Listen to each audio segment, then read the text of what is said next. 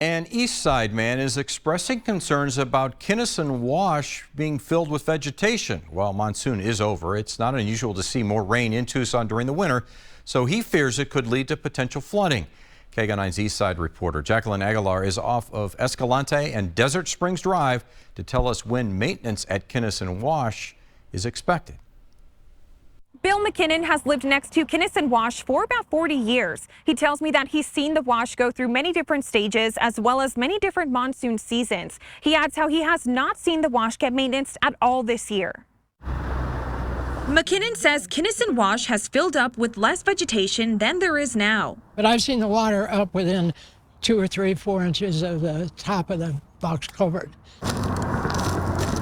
He tells me he's scared about potential flooding. I would say generally I live that way because I know how high the water can get, and they have been just neglecting and not doing anything about this.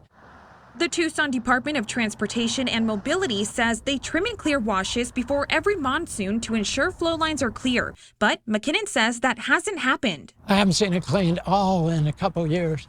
DTM says this year, an inspection in June determined there were no issues with water flow at Kinnison Wash. They add in a statement, as for Kinnison Wash, there is a service request in the system for cleaning, and it is anticipated that our staff will get to it by the end of the year. It's basically preventive, it's nothing more than brushing your teeth on a regular basis. McKinnon is hopeful the city will start regularly cleaning all the washes in Tucson. Reporting in the east off Escalante and Desert Springs Drive, Jacqueline Aguilar, KGUN 9.